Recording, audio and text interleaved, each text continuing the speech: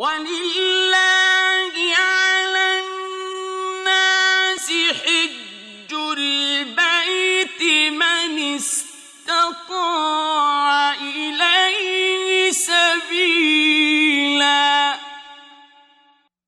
وَمَن كَفَرَ فَإِنَّ اللَّهَ غَنِيٌّ عَنِ الْعَالَمِينَ۔ اعوذ باللہ من الشیطان الرجیم وَأَتِمُّوا الْحَجَّ وَالْعُمْرَةَ لِلَّهِ صدق اللہ العظیم۔ محترم سامعین کرام، اس گفتگو میں ہم حج کی اقسام کا ذکر کریں گے۔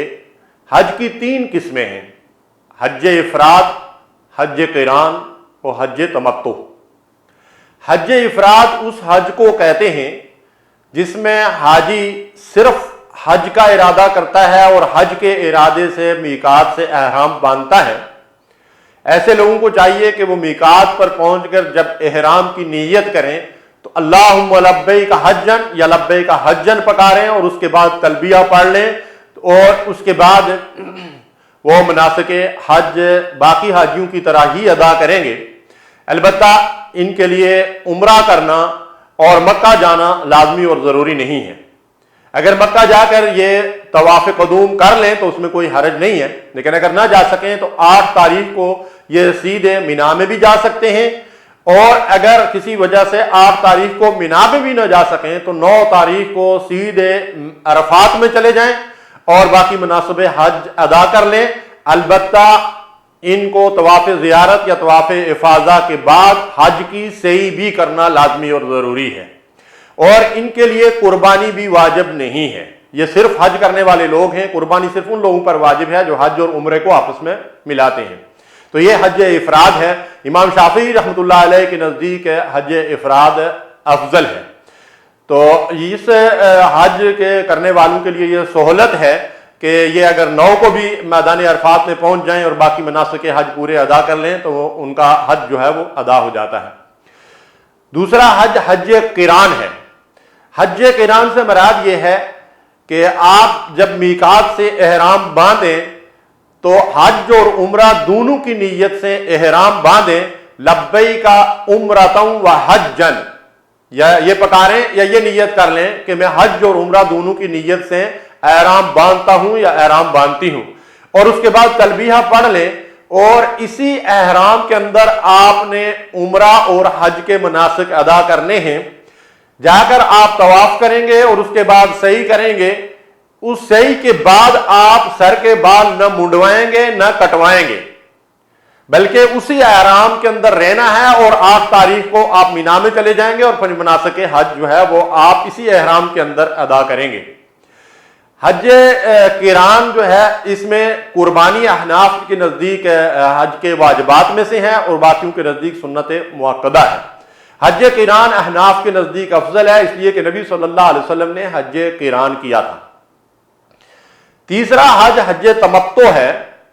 تمتع کے معنی فائدہ اٹھانے کے ہیں، اور حاجی اس میں عمرہ کر کے احرام کی پابندیوں سے جو ہے وہ فائدہ اٹھاتا ہے۔ یہ حج کرنے والے لوگ میقات سے عمرے کی نیت سے احرام باندھتے ہیں اور عمرہ ادا کر کے سر کے بال کٹوا کر یا منڈوا کر احرام کھول دیتے ہیں۔ پھر 8 تاریخ تک جو بھی وقت ان کے پاس ہوتا ہے اس میں وہ حرم شریف میں یا وہاں اپنی رہائش وغیرہ پہ رہتے ہیں، اللہ کی عبادت کرتے ہیں۔ 8 تاریخ کو وہ اپنی رہائش ہی سے غسل وغیرہ کر کے احرام باندھ لیتے ہیں، اور پھر حج کی نیت کر کے اللہم لبیک حجن یا لبیک حجن پکارتے ہیں اور تلبیہ پڑھ کے پھر مینا میں چلے جاتے ہیں اور باقی مناسک حج باقی حاجیوں کی طرح ادا کرتے ہیں۔ حج قران کرنے والے کے لیے، حج قران کی عرض کر رہا ہوں، حج قران کرنے والے کے لیے احناف کے نزدیک 2 سعی ہے۔ ایک سعی جو ہے انہوں نے جا کر کی ہے وہ عمرے کی سعی ہے، اور ایک سعی ان کو طواف زیارت یا طواف افاضہ کے بعد بھی کرنی پڑے گی۔ البتہ دوسرے ائمہ کرام اور اہل حدیث یہ کہتے ہیں کہ حج قران کرنے والے کے لیے ایک سعی بھی کافی ہے، لیکن اگر 2 کر لی جائیں تو یہ بہتر ہے تاکہ اختلاف دور ہو جاتا ہے۔ حج تمتع کرنے والے کے لیے بالاتفاق دو صحیح ہیں. پہلی صحیح جو اس نے کی ہے وہ اس کے عمرے کی صحیح ہے. دوسری صحیح وہ طواف زیارت یا طواف افاضہ کے بعد کرے گا جو حج کی صحیح ہے. اس کے لیے دو صحیح لازماً جو ہے حج کے واجبات میں سے ہیں اور ایک صحیح جو ہے وہ حج کا رکن ہے. حج تمتع کرنے والے کے اوپر بھی قربانی جو ہے وہ واجب ہے. یہ تین قسمیں ہیں حج کی، اور اہل حدیث اور حنبلی جو ہیں وہ حج تمتع کو حج افضل قرار دیتے ہیں. تو یہ ائمہ کرام کے نزدیک جو اختلاف ہے، اس اختلاف کی وجہ سے کوئی خاص فرق واقع نہیں ہوتا. ہر حج حج ہی ہے اور اس کی بے حد و حساب فضیلت ہے. اللہ تبارک و تعالی ہمیں فریضہ حج ادا کرنے کی توفیق دے.